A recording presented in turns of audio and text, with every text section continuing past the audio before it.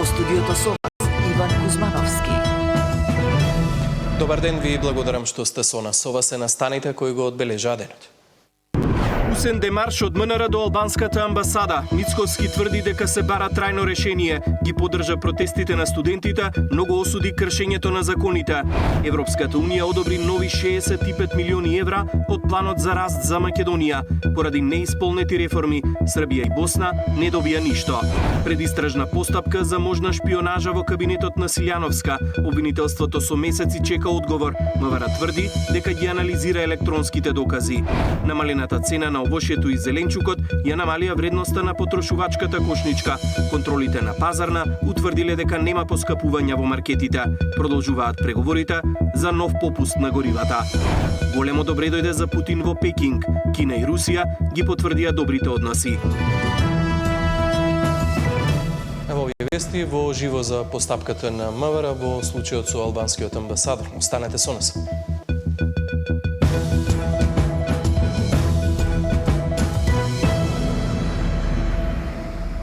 Министерството за надворешни работи го повикало албанскиот амбасадор по неговиот коментар за време на студентските протести во Скопје поврзани со употребата на албанскиот јазик. Случајот го следи колегата Александар Спасовски, го имаме во живо во овие вести. Александар, за што точно станува збори и дали албанскиот амбасадор се појавил во МНР?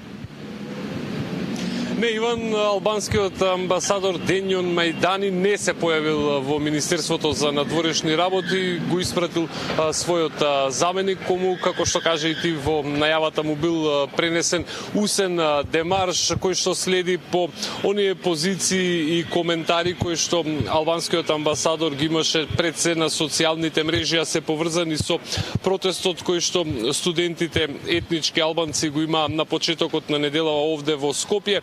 Пред се мисли на критиките кои што тој ги упати за македонската демократија и европските вредности. На заменикот албански амбасадор му било укажано дека овие коментари Македонија ги сваќа како мешање во незините внатрешни работи. Било побарано од албанската дипломатија да посвети повеќе внимание на одржување на односите меѓу двете земји, кои што би можело да се каже дека традиционално во изминатите години функционираат во една хармонична, па би можело да се каже пријателска атмосфера.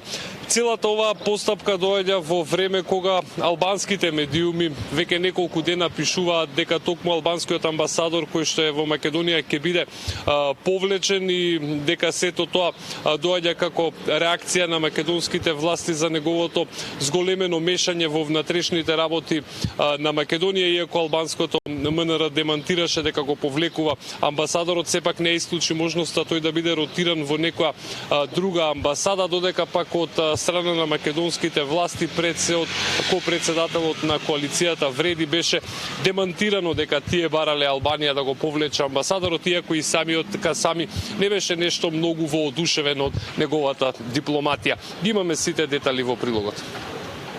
Албанскиот амбасадор во земјава утрово бил повикан на консултации во МНР по коментарите и поддршката на протестите на студентите албанци кои на почетокот на неделава се одржаа во Скопје.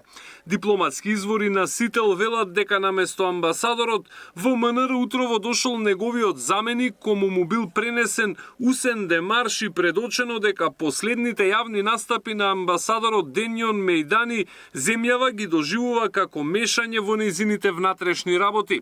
Според неофицијалните информации од албанската дипломатија било побарано да се внимава на односите меѓу двете земји кои традиционално се одржуваат во хармонична и пријателска атмосфера. Амбасадорот Мајдани реагираше на социјалните мрежи во врска со задржувањата на студентите од Албанија на граница, додека патувале за да го поддржат протестот за правосуден на албански јазик, критикувајќи ја македонската демократија и европски вредности.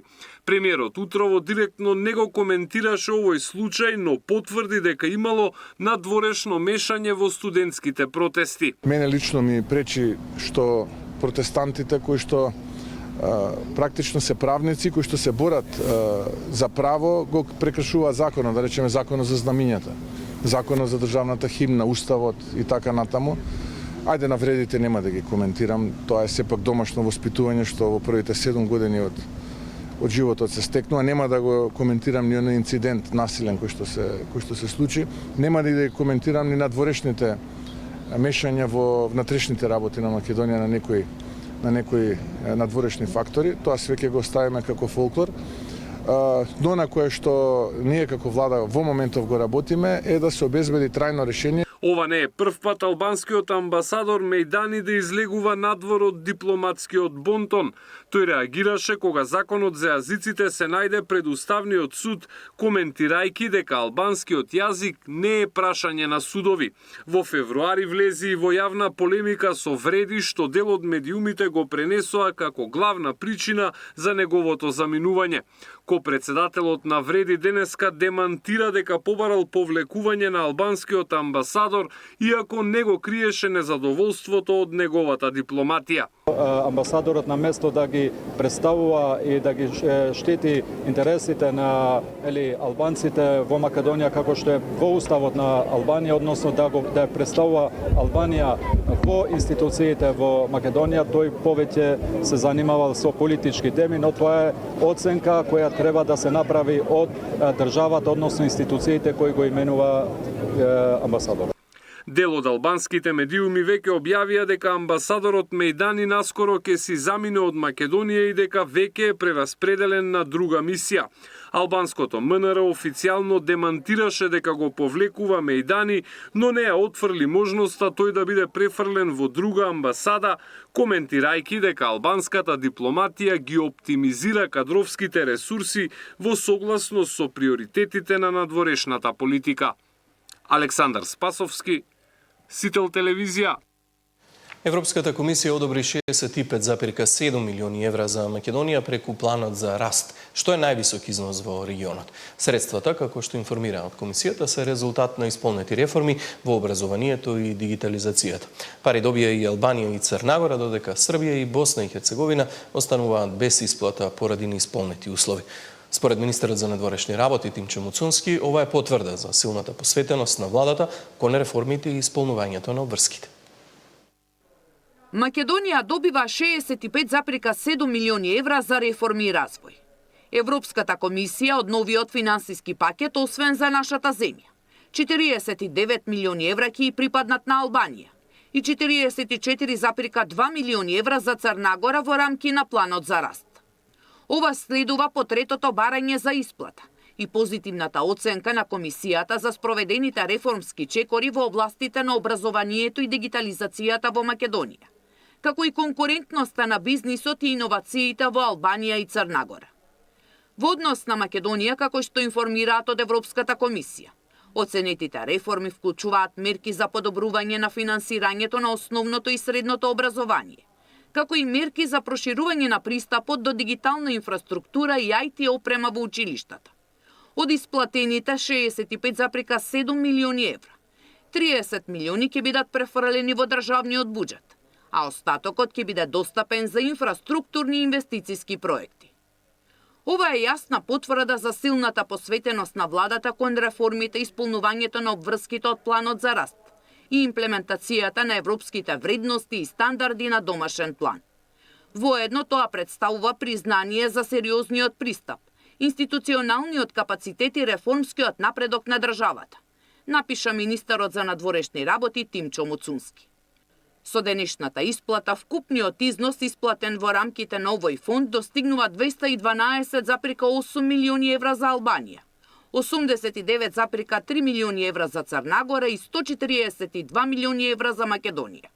Планот за раст прави вистинска разлика во секојдневниот живот на луѓето низ целиот Западен Балкан.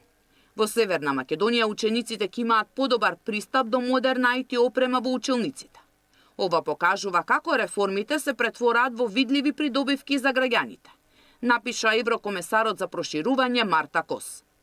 За разлика од Македонија, Албанија и Црна Гора, кои ги исполња условите од оваа транша, Србија и Босна и Херцеговина се изоставени од оваа рунда бидејќи се уште не ги исполниле целосно преземените реформски чекори, што беа предуслов за распределба на овие средства. Сања Димитровска, Сител телевизија. Власта и опозицијата не ги менуваат ставовите за европската интеграција. Филипчи уверува дека уставните измени не се никаква закана за идентитетот. Според ВМРО-ДПМН е без јасни гаранции дека нема да има нови барања, власта нема да ги внесе бугарите во уставот. Власта и опозицијата ги спротивставија ставовите околу уставните измени на конференцијата по повод Денот на Европа. Според опозицијскиот лидер, патот кон Европската унија е јасен, а уставните измени не се никаква закана за идентитетот. Додека ВМРО-ДПМН останува на ставот дека без јасни гаранции дека нема да се наметнуваат нови барања, власта нема да ги внесе бугарите во уставот. Времето тече, младите масовно се иселуваат, беше пораката и на спикерот Гаши, кој повика да се изнајде решение за да се одблокира европскиот пат. Да, можеме да кажеме дека немаме подобра алтернатива од Европа. Без никакви ако што и да споредиме, овој пат за нашата држава е неприкосновено најдобриот пат кој треба да одиме.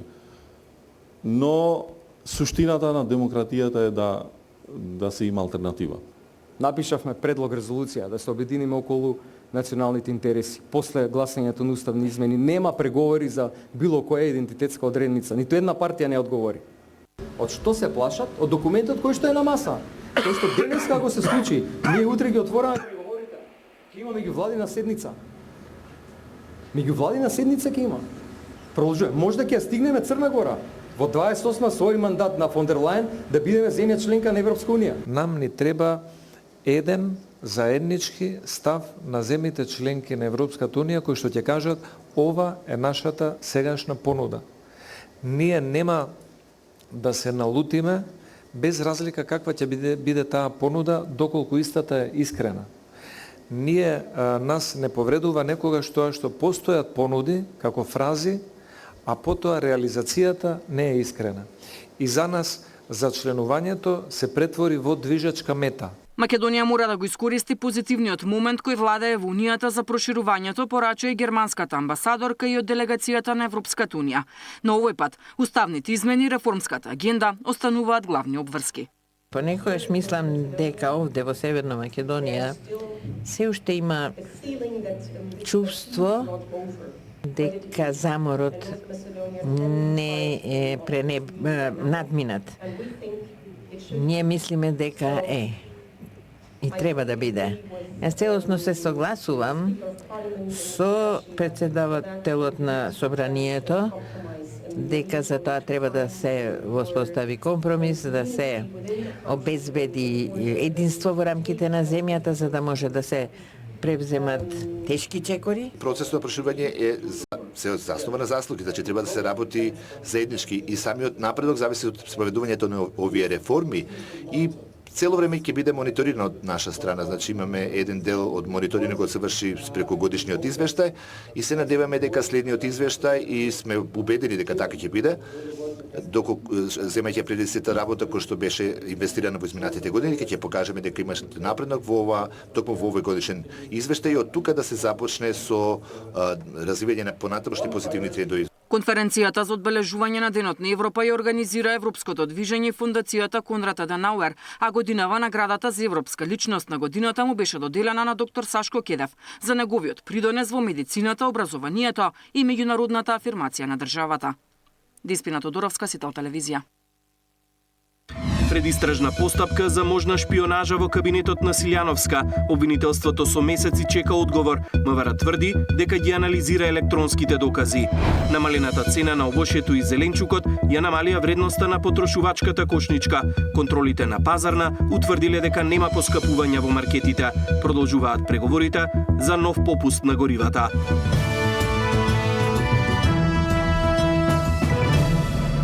Обвинителството за гонење на организиран криминал и корупција потврди дека има предистражна постапка за можна шпионажа во кабинетот на председателката Силјановска.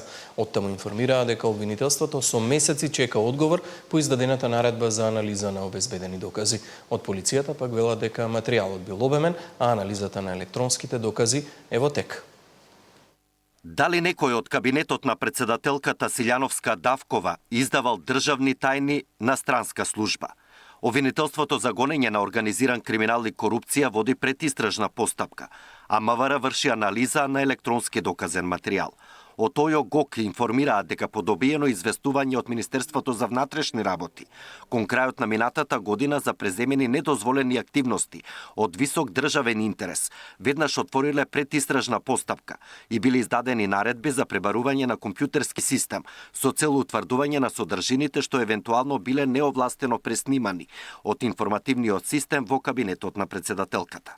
До обвинителството биле доставени 2 мобилни телефони одземени од пријавениот за вештачење, а оттаму побарале и обезбедување на копии од видеонадзорот, но од СОЗР добиле известување дека тоа било надлежност на МВР.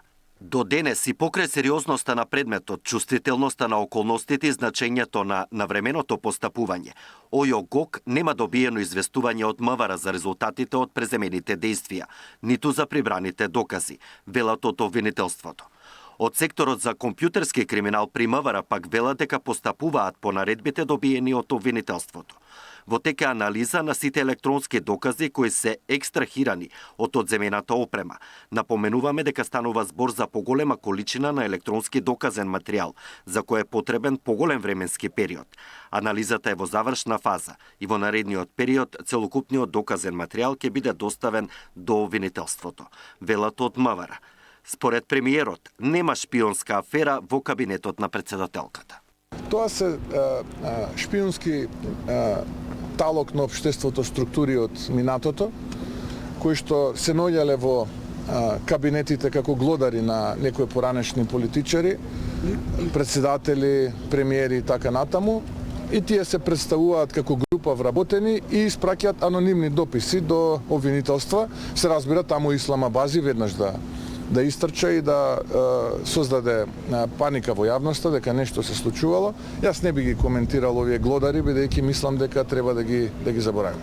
Според анонимната кривична пријава подпишана од група вработени во МВР, се сомнечи IT администратор во кабинетот на председателката, кој наводно копирал, енкриптирал и складирал доверливи податоци и наводно бил поврзан со странска разузнавачка служба. Александар Динев, Сител телевизија.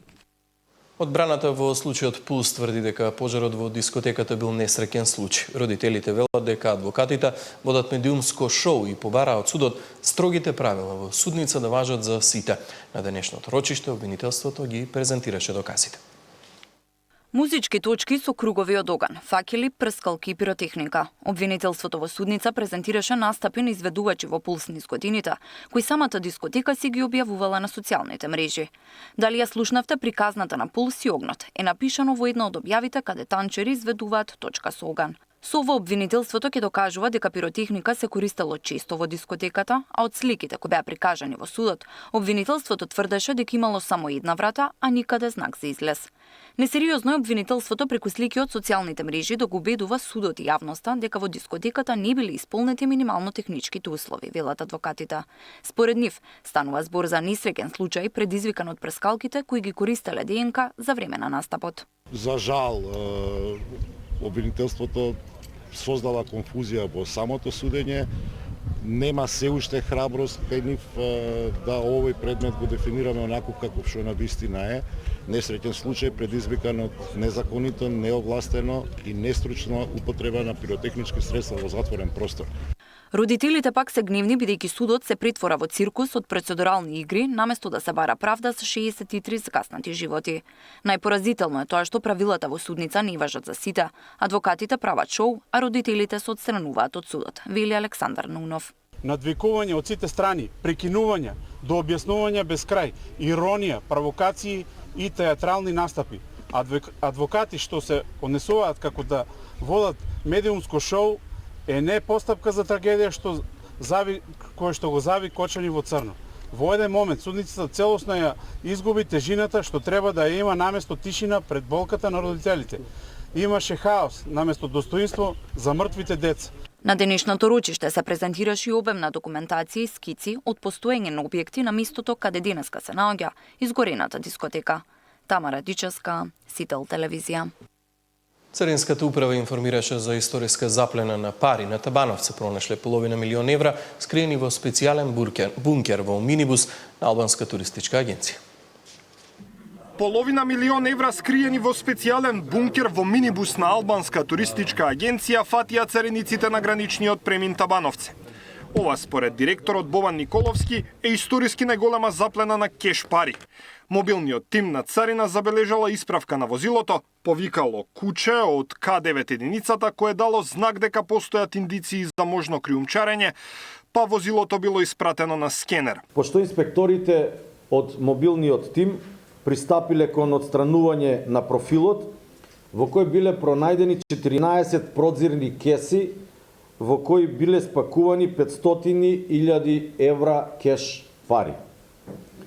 Согласно закон, запленетите девизи уште веднаш се предадени во Агенцијата за привремено одземен имот, а потоа се депонирани во Народната банка. Според информации на Сител, парите не биле наменети за Македонија, туку државата била само транзит. Од Австрија преку македонска територија требало да завршат со крајна дестинација во Албанија.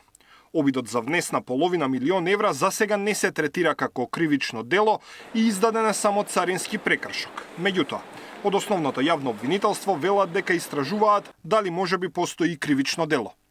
Даниел Василев, Сител телевизија. Лажниот лекар кој измами 8 повозрасни граѓани од Штип и Виница доби казна затвор од 5,5 години. Штипскиот основен суд донесе пресуда против 38-годишниот охригенец, обвинет за измама на 8 повозрасни лица од Штип и Виница. Полицијата на 4 февруари го лиши од слобода по претходна истрага на СВР Штип и одделот за криминалистичка полиција. Лажно се представувал како лекар, полициски службеник или посредник и им кажувал на жртвите дека нивни блиски предизвикале тешка сообраќајна несреќа или се тешко повредени и итно им се потребни пари за операција или за да избегнат затворска казна. Во паника и страв, дел од оштетените предавале илјадници евра, денари и златен накид. За сторено кривично дело измама од член 247 став 4 од Казнениот законник, изречена му е казна затвор од 5 години и 6 месеци, информираат од основниот суд Штип. Во еден од случаите Штипјенец бил измамен за 3500 евра, откако му било кажено дека неговата ќерка е тешко повредена и мора итно да се оперира. Во друг случај, 77 годишна жена предала 3000 евра, 30.000 денари и златен накид на женско лице, кое дошло пред нејзиниот дом. Дури подоцна, откако контактирале со своите блиски, жртвите сватиле дека станува збор за измама. Штетата за сите 8 оштетени лица изнесува близу 3,5 милиони денари или околу 56.000 евра. На измамникот му е продолжен притворот до правосилноста на пресудата. За Сител, Трајан Ристовски.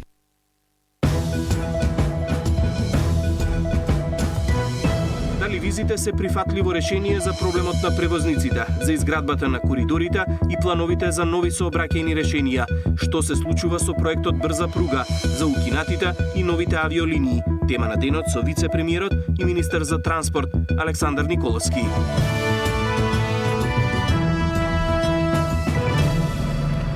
Намалената цена на овошјето и зеленчукот за 54 денари ја намали вредноста на потрошувачката кошничка, покажаа пресметките на синдикатот. Контролите на пазарната инспекција пак утврдиле дека нема поскапување во маркетите. Продолжуваат преговорите на владата за нов попуст на горивата. Синдикалната минимална кошница во мај пониска за 54 денари, пресмета синдикатот.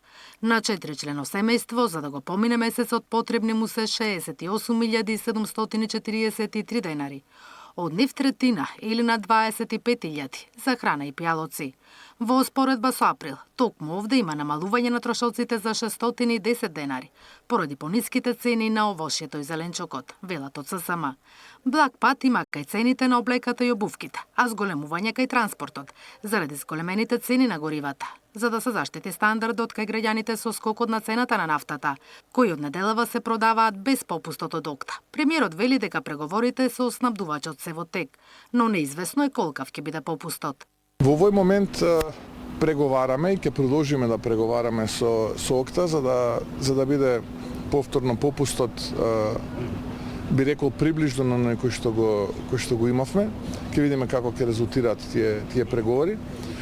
Но факт е дека остануваме земја со убедливо најниски цени на горивата. Денеска заврши вонредните контроли на Државниот пазарен инспекторат. Не утврдиле дека има зголемување на цените на основните прехранбени производи. Поскапување од 2 до 3% имало кај некои увозни млечни и месни продукти, но домашните се продавале по стара цена, вели првиот човек на пазарна. Во предвид биле земени 130 прехранбени производи од најголемите ланци маркети. Регистрирани биле и значителни намалувања на цените кај овошјето и зеленчукот. Инаку од овие анализи зависеше дали владата ќе преземе мерки, односно дали ќе го намали ДДВ-то од 5 на 0% кај прехранбените производи. Наташа Мерсовска, Сител телевизија. Владеачкото мнозинство бара помош од собранискиот спикер Гаши и ќе проба да го одблокира задолжувањето од 260 милиони евра, кое вчера СДСМ го блокираше на Комисијата за финансирање и буџет преку именување на нов претседавач на комисијата. Опозицијата и денеска останува на ставот дека нема да дозволи ново задолжување. Мнозинството уште утре преку Гаши ќе проба да го одблокира задолжувањето од 260 милиони евра, кое вчера СДСМ го блокираше на Комисијата за финансирање и буџет. Со ова тело раководи Лукаревска, која вчера, иако ја почна седницата на собраниското тело, ја прекина расправата за заемот и не ја продолжи. Власта сега бара собранискиот спикер да искористи деловничката можност да назначи председавач на комисијата доколку председателот на собраниското тело тоа не го направи, бидејќи како што велат, парите се неопходни за проекти. Граѓаните не смеат да бидат заложници на политичките калкулации на Венко Филипче и на СДСМ. На СДСМ им е јасно правилото дека ако најмалку 1/3 од членовите бараат заседание на комисијата, тоа мора да се случи. Па така, ВМРО ДПМН, заедно со пратениците од коалицијата, до председателот на собранието Африм Гаши и председателката на комисијата Сања Лукаревска, испрати 2 писма, потпишани од 12 пратеници, односно значајно поголема бројка од потребната 1/3 од членовите. Според најавите, Комисијата за финансирање и буџет ќе се одржи уште утре, а со неја ќе раководи токму Стојановски.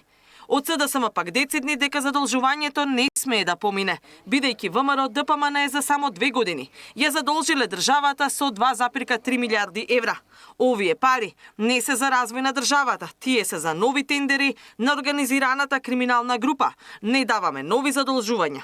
Нема да не ги претворите децата и внуците во должнички робови. Доста е повеќе со ограбувањето на народот, напиша од СДСМ.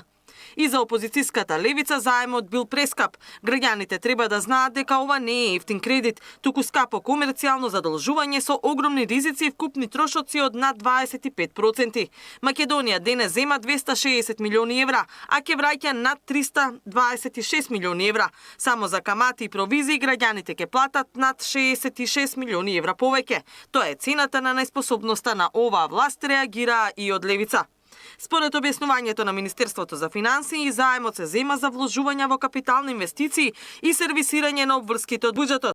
Државата се задолжува кај конзорциум од 8 банки со рок на отплата од 6 години. При што 3 години се грејс период. Катерина Нешкова, Сител телевизија. Скопските пожарникари денеска со вежба јавно го одбележаа денот на пожарникарите, но информираа и дека има сериозен недостиг на кадар. Вработени се 213, а според закон неопходни се 384 пожарникари. Денот на пожарникарите и 190 години постоење. Скопската бригада ги слави со сериозен недостиг на кадар. Вработени се 213 лица, а според закон неопходни се 384. Дупките од кадар се крпат со нови вработувања во помали групи. По последните 200 на лица кои се примени на почетокот на годината, надлежните најавуваат уште толку до крајот. Недостигот на вработени е хроничен. Сега имаме последната генерација што е примена од 20 нови вработени, кои што на кои што им престои преквалификација и обука. Потребата од дополнување ќе тече континуирано во текот на годината, така да очекувам да дојдеме до некој оптимум каде што ќе бидеме ефикасни во секој поглед. Вклучително со денешната донација, бројката на возила со кои ќе се гаснат пожари е 44. Од град Скопје се децидни дека во изминатиот период се вложувало во подобрување на условите и модернизација. По задниот дел на противпожарната веќе партерно е уреден просторот, направени се игралишта за да можат физички кондиционо да бидат спремни, односно да ги користат пожарникарите. Дел од опремата е обновена која што ја има пожарникарите, обезбедивме едно попатна донација, едно ново возило за противпожарната заштита и уште 2 цистерни кои што не беа функционални во водовод и канализација ги предадовме. По многу години конечно на Советот на град Скопје помине и одлуката за реконструкција на зградата на противпожарната бригада, со која ќе добијат и обновливи извори на енергија. Денот на пожарникарите беше одбележан со 3 вежби, во кои вработените спасуваат човечки животи во различни сценарија. Настанот го одбележи едно необично изненадување, падна и запросување.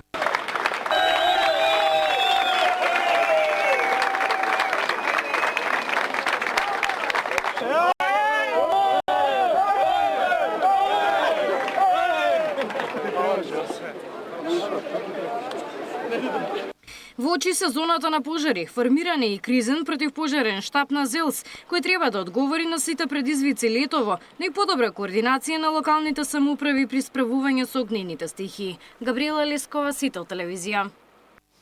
О тема на денот вечерва гостува вице-премиерот и министер за транспорт Александар Николовски. До 19 часот останете со Сител. Пријатно.